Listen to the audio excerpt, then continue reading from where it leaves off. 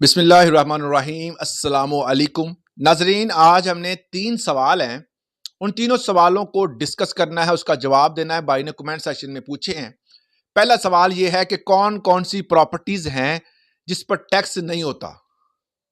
पाकिस्तान में अभी तक ऐसी प्रॉपर्टी हैं जिन पर टैक्स नहीं होता। नंबर 2 पे जो सवाल था कि अगर आपको प्रॉपर्टी टैक्स गलत आ जाए तो इसका हल क्या है, यह खत्म कैसे होगा। नंबर 3 पे किस प्रॉपर्टी पर कितना टैक्स लगता है। इन तीनों सवालों को आज की वीडियो में हमने डिस्कस करना है। वीडियो की डिटेल में जाने से पहले अगर आप मेरे चैनल पे नए हैं तो इसको सब्सक्राइब जरूर कर लें। ये नीचे ब्लैक कलर का सब्सक्राइब का बटन है, इसको दबा दिया करें। इससे हमारी हौसला अफजाई होती है और कम्युनिटी में भी इजाफा होता है और आने वाली नई वीडियोस भी आप तक पहुंचती रहती हैं। अब हर प्रॉपर्टी पर टैक्स होता है। आपको पता है पाकिस्तान में कोई भी प्रॉपर्टी है, चाहे आप पंजाब में हैं, सिंध में हैं, बलोचिस्तान में हैं, कहीं भी हैं, वफाकी सतह पर लगाए जाने वाले तमाम टैक्स, सूबाई सतह पर लगाने जाने वाले तमाम टैक्स, हर टैक्स जो है वो हर फर्द वाहद को अदा करना पड़ता है। मगर फिर भी अकॉर्डिंग टू लॉ पाकिस्तान में अभी भी कुछ ऐसी प्रॉपर्टीज मौजूद हैं जिस पर टैक्स नहीं देना पड़ता। जिसमें नंबर 1 पर ऐसी प्रॉपर्टी जो फेडरल गवर्नमेंट की मलकियत है। फेडरल गवर्नमेंट ने अगर उसकी मलकियत में वो प्रॉपर्टी है और वो वहीं पर कुछ काम कर रहे हैं, कोई भी बिल्डिंग बनाई हुई है या वैसे पड़ी हुई है, तो उस पर टैक्स नहीं लगेगा।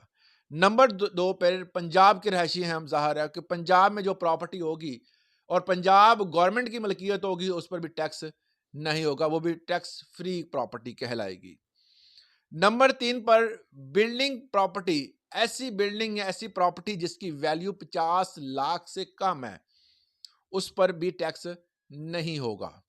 इसके साथ अगर कोई आप फलाई काम कर रहे हैं, कुछ स्कूल बना रहे हैं, कोई अस्पताल चला रहे हैं और उसमें आप प्रॉफिट जीरो है और आप वो जो काम कर रहे हैं वो फलाह के लिए कर रहे हैं, तो ऐसा काम और ऐसी जगह या ऐसी प्रॉपर्टी या बिल्डिंग, उस पर हुकूमत जो टैक्स नहीं लेती।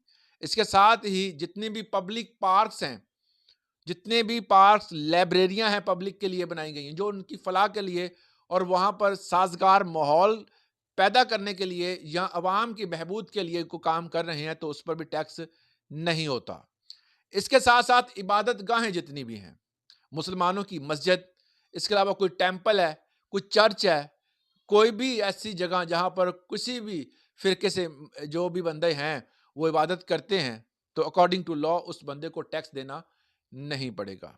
मगर एक चीज हमेशा याद रखें कि अगर इन तमाम में से, चाहे वो चर्च है, चाहे वो कह सकते हैं कि हॉस्पिटल है या मस्जिद है या कोई टेंपल है, और उसके बाहर उसी के एरिया में दुकानें अक्सर बना दी जाती हैं कि जी ये मस्जिद की दुकानें हैं और मस्जिद के खर्चे वहाँ से चल जाते हैं, या किसी भी टेंपल का कोई मतलब कोई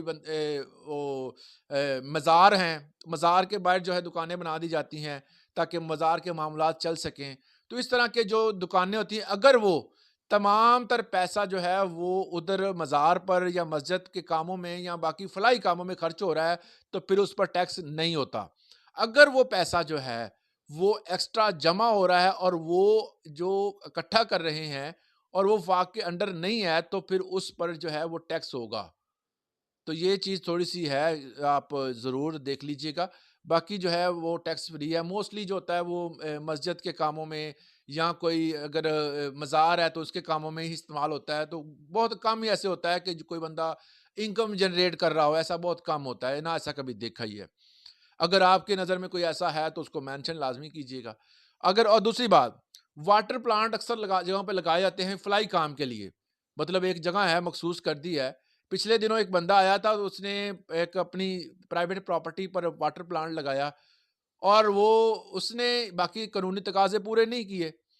जब ज़ाहिर है कि हर चीज़ की रजिस्ट्रेशन पास करवाना और उसको उसकी अप्रूवल वगैरह लेना लाज़मी होती है। उसको तकरीबन 10-12 लाख रुपए जो है वो टैक्स आ गया। उसको अब ख़त्म करवाने का मैं लास्ट में बताता हूँ ख़त्म कैसे होना है। तो इस तरह जब भी कोई ऐसा काम करे तो आप उसकी रजिस्ट्रेशन लाज़मी करवाएँ।